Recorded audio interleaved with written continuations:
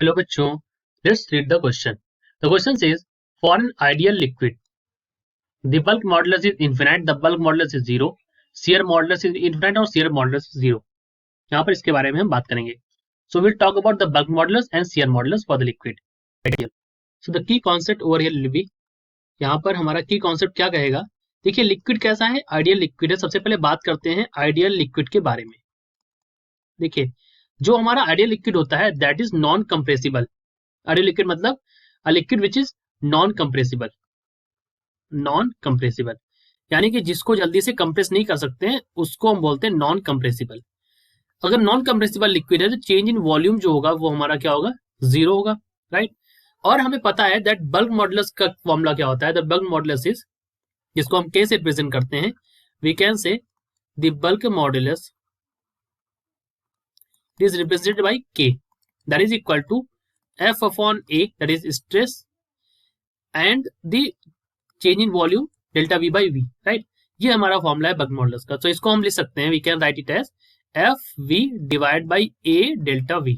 क्योंकि delta V zero हो गया तो ये टर्म हमारा क्या हो जाएगा, it will be infinite, right. So K की वैल्यू क्या हो जाएगी, बल्क मॉडुलस हमारा क्या हो जाएगा, इन्फिनाइट हो जाएगा.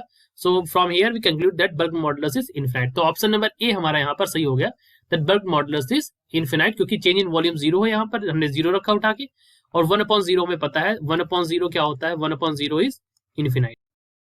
शियर मॉडुलस, शियर मॉडुलस क्या होता है, शियर मॉडुलस को हम रिप्रेजेंट करते हैं जी से. सो शियर मॉडुलस यानी कि जी, जी इज इक्वल टू होता है एफ अपॉन ए यानी कि स्ट्रेस अपॉन टैन थीटा. ये होता है शियर मॉडुलस का फॉर्मूला. और हमें पता है दैट लिक्विड जो होता है it can not sustain a tangential force. So we can say a liquid can not sustain a tangential force, right. So liquid में एक टेंजेंशियल फोर्स नहीं सस्टेन कर सकते. इसको हम कह सकते हैं that is the strain is infinite. Strain is infinite for a shear stress. For a shear stress, that is liquid, it cannot sustain a tangential force for which we can say the strain is infinite for a shear stress. It means that, इसका मतलब क्या है यहाँ पर कि जो हमारा stress हो जाएगा वो क्या हो जाएगा, जीरो. मतलब क्या हो जाएगी, स्ट्रेस की वैल्यू यहाँ से जीरो हो जाएगी, यानी कि जो हमारा शियर मॉडुलस हो जाएगा वो उसकी वैल्यू क्या हो जाएगी यहाँ पर, जीरो. शियर मॉडुलस क्या हो जाएगा हमारा, the value of shear modulus, that is G is equal to 0 for this.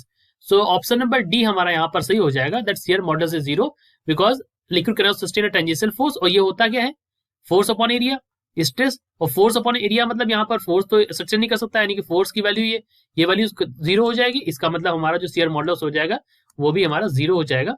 So option number D यहाँ पर करेक्ट है. So option number A and option number D R correct for an ideal liquid. I hope you understood it well. All the best.